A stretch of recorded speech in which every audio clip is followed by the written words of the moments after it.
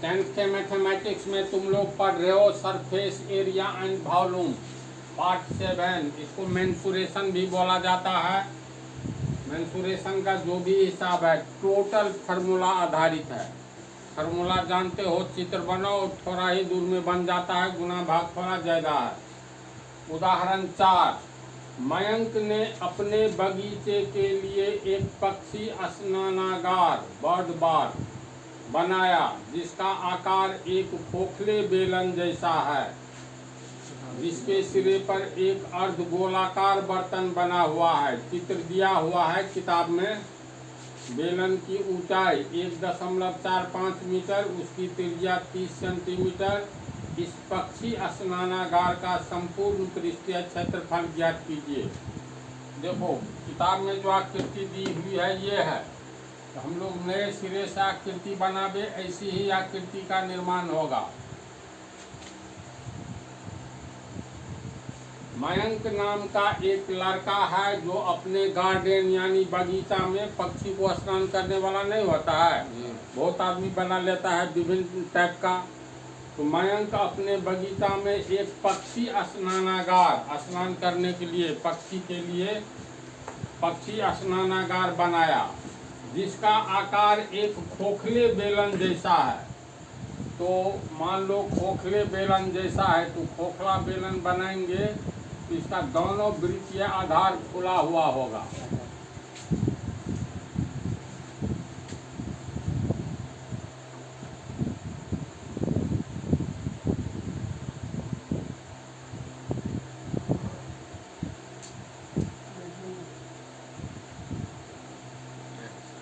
चलो देखो, ये खोखले बेलन जैसा है जिसके सिरे पर अर्धगोलाकार बर्तन बना हुआ है। यानी ये बेलन जो है तो उसके सिरे पर अर्धगोलाकार बर्तन बना हुआ है। अर्धगोलाकार का मतलब ये हुआ जैसे हम लोग भुजिया भूनते हैं ना जी कढ़ाई में, वो अर्धगोलाकार होता है। ध्यान से तुम लोग लो तो अर्धगोलाकार आकृति का तो रसोई घर में बराबर यूज होता है। ऐसे रहता है ना। ये अर्धगोलाकार बर्तन है। देखो इसके अनुसार ये अर्धगोलाकार बर्तन का पक्षी स्नान कैसे करेगा, तो इसमें पानी है, ठीक है। अब इसको उठा करके इसका व्यास समान है, इसको उठा करके इस पर रख दो तो इस टाइप का आकृति बनेगा। या मान लो इसी को मान लो, ये अर्धगोलाकार बर्तन है। प्रश्न के अनुसार एक पक्षी स्नानागार बनाया गया पक्षी को नहाने के लिए, जिसका आकार खोखले बेलन जैसा है। ये खोखला बेलन है ना, तो हम लोग बेलन खोखला बेलन यानी दोनों सिरा खोला हुआ है। अब इस बेलन को ही नीचे से सेटिंग कर दे, ये ऐसे बनेगा।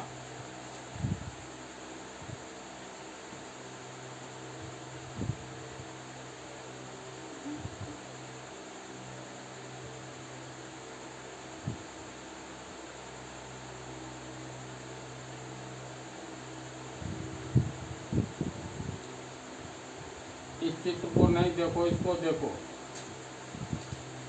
ये एक खोखला बेलन है जिसके ऊपरी सिरे पर अर्धगोलाकार बर्तन का सेटिंग है। अब इसी में पानी है। ये इसका हो गया व्यास। अर्धगोलाकार का जो वृत्ताकार भाग होगा और प्लस बेलन का भी वृत्ताकार भाग ये हो गया, उसी में सेटिंग है अर्धगोलाकार बर्तन का। इसमें पानी भरा हुआ है, इसी में पक्षी स्नान करेगा। इस टाइप की आकृति है। ऊपर में अर्ध गोला का सेटिंग है। ये बेलनाकार आकृति है, नीचे का भाग खुला हुआ है ना, खोखला बेलन। तो इसका कुल पृष्ठीय क्षेत्रफल निकालना है इसका। तो इसके कुल पृष्ठीय क्षेत्रफल में क्या क्या आ रहा है, तो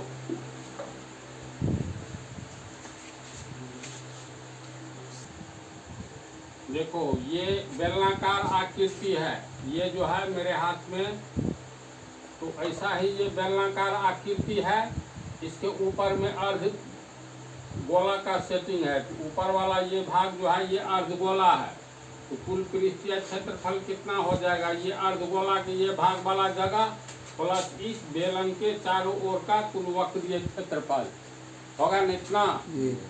तो इसमें हम लोग दिया हुआ क्या है ये देखो, बेलन की ऊंचाई 1.45 मीटर है। तो बेलन का ऊंचाई हो गया यहाँ से लेकर के तुमको ये हो गया h,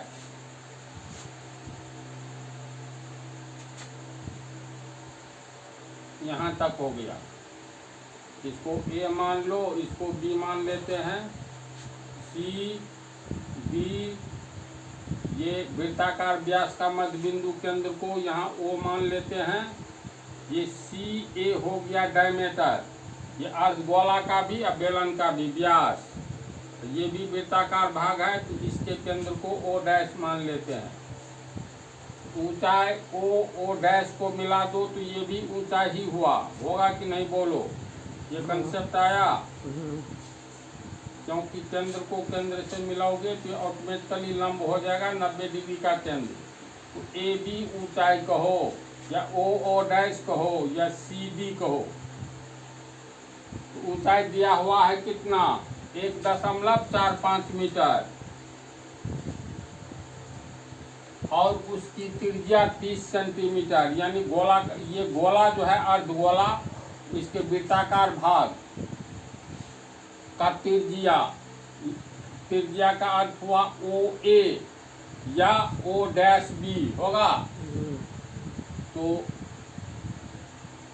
ऊंचाई दिया है, बेलन की ऊंचाई 1.45 मीटर, त्रिज्या दिया है ये वृत्ताकार भाग का r बराबर 30 सेंटीमीटर, सेंटीमीटर में है न जी, तो 30 सेंटीमीटर। देखो यूनिट एक ही तरह का होना चाहिए, यहाँ मीटर है तो यहाँ भी मीटर करो, या यहाँ पर सेंटीमीटर है तो यहाँ सेंटीमीटर करना है। तो सेंटीमीटर से गुना करेंगे तो कितना से गुना करना होगा, 100 से 1.45 मीटर बराबर 100 से गुना कर दोगे तो 145 सेंटीमीटर होगा। अब फार्मूला, इस बर्तन का कुल वक्र पृष्ठीय क्षेत्रफल, कुल टोटल स्पेस एरिया, यानी दिए गए स्नानागार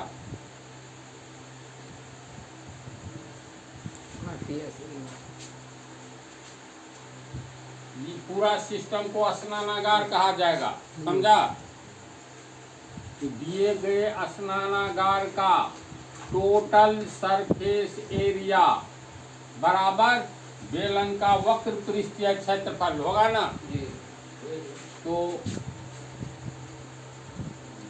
बेलन का वक्र पृष्ठीय क्षेत्रफल क्या इसमें जुटेगा बोलो, अर्धगोला का,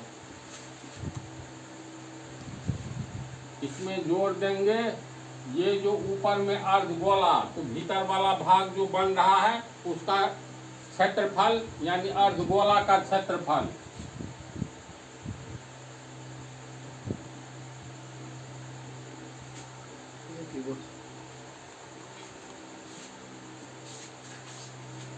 अर्धगोला के वक्र पृष्ठ का क्षेत्रफल, क्योंकि ये वक्र पृष्ठ का निर्माण करता है भीतर में। बेलन का वक्र पृष्ठीय क्षेत्रफल कितना होता है, तो 2 पाई r h, अर्धगोला का तो 2 पाई r स्क्वायर, तो इसमें 2 पाई कॉमन हो गया, 2 पाई r कॉमन हो गया, इधर बच गया h, इधर बच गया r, तो 2 गुने 22/7, r का मान हो गया 30 सेंटीमीटर, फिर गुने h प्लस r, h हो गया 145 cm, आर का मान हो गया 30 cm।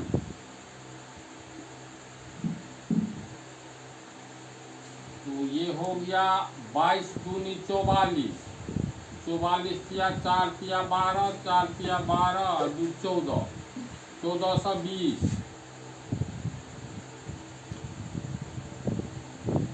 3 दूनी 6, 6 दूनी 12, 6 दूनी 12, 1 13, 132 होगा जी, 1320। 22 दूनी 44 और 44 किया हो गया 4 किया 12, 4 किया 12, 1 13, तो 1320 cm हुआ बटा 7 cm। फिर ये हो जाएगा गुना 145 और 30, 175 cm। तो 7 को काटोगे 175 से, 2 5 25 तो कट जाएगा 7 दूनी 14 और 7 पंचे 35, यानी 1320 cm गुने 25 cm। तो दोनों को गुना करने पर कितना होगा, तो इसको कैसे गुना करोगे, एक शून्य है तो एक शून्य पहले बैठा दो। 25 दूनी 50 का 0 बच गया 5, 25 किया 75 और 5 80 बच गया 8, 25 एक 25 8 33 cm गुने cm, cm स्क्वायर हो गया ना जी। अब 33,000 वर्ग सेंटीमीटर आंसर दो, या 33,000 वर्ग सेंटीमीटर को बदलोगे 33,000 वर्ग cm को तू लोग बतलाओ, इसको हम लोग मीटर में कैसे बदलेंगे, वर्ग मीटर में जी। वर्ग मीटर में बदलने के लिए क्या नियम है मालूम है, चलो आंसर इतना हुआ, इसको वर्ग मीटर में बदलते हैं।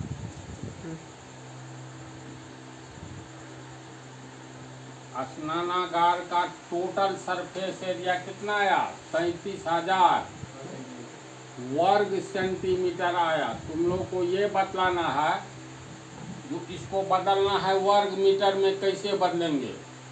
जैसे तुम लोग ये बतलाओ, दिया हुआ है 100 या मान लो 1 वर्ग सेंटीमीटर,